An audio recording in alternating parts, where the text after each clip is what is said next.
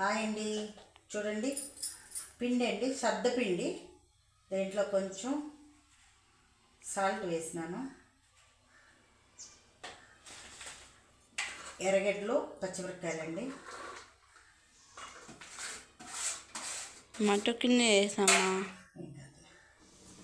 చూడండి, కొంచెం ఉడికి నీళ్ళండి, కొంచెం గొరచ్చగా కాగిన నీళ్ళు వేస్తున్నాను. సద్ద పిండి అండి ఇది, సద్దలు బాగా ఆడించుకున్న పిండి. చూడండి, దీన్ని బాగా కలుపుకొని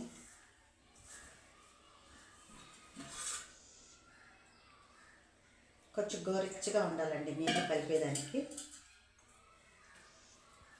మన చేయి పట్టినంత ఉడికిపోతే చాలు, ఎక్కువ అవసరం ఉండదు.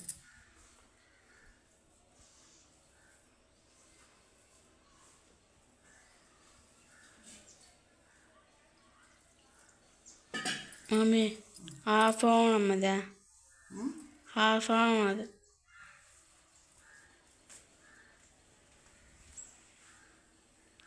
తీసుకునేది.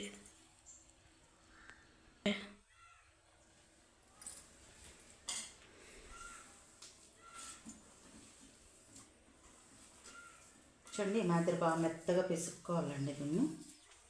చూడండి కదా,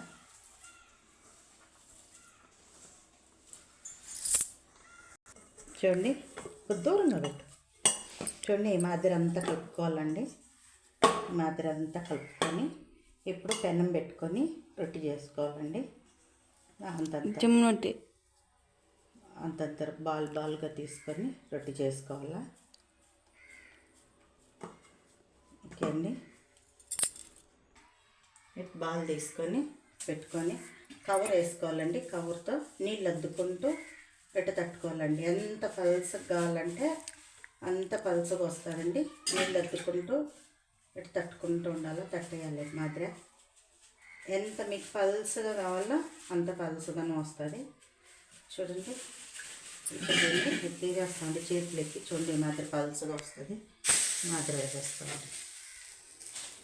ఇంకా కొంచెం లైట్గా ఆయిల్ వేస్తాము,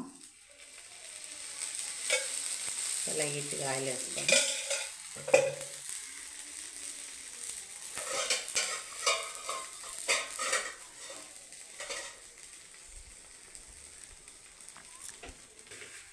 మన రొట్టెలు సద్దుపిండి రొట్టెలు రెడీ అయిపోయినాయండి.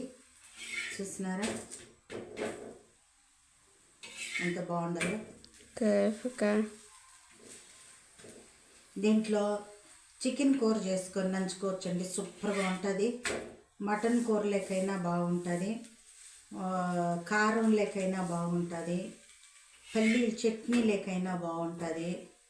అట్ట మనకి ఏది ఇష్టపడితే అది చేసుకొని నంచుకొని తినచ్చండి. సూపర్గా ఉంటుందండి టేస్ట్. ప్రస్తుతానికి నేనైతే ఏం చేయలేదు. చూడండి, ఒట్టి రొట్టెల వరకే చేసినాను. ఎట్టుండాయో చూద్దాం. కాలిపోతున్నాయి, చూపుతున్నాను.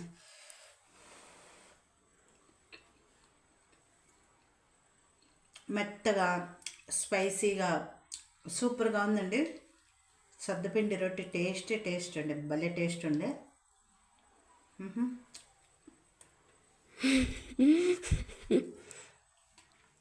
చూసినారా, సూపర్గా ఉందండి. చూడండి, మొత్తం మనం చేసిన రొట్టెలు.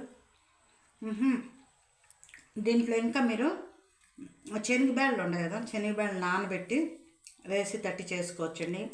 కొత్తిమీర ఇవన్నీ, ఇంకా మనం చాలా వరకు కొంచెం జీలకర్ర అన్నీ కూడా మనం చేర్చుకోవచ్చండి. నేను ఊరికే సింపుల్గా అట్లా చేసేసినానండి. ఎందుకంటే మా పిల్లలు జీలకర్ర వేస్తే తినరు, అటు పంట కింద పడితే, అందుకనేసి నేను వేయలేదు.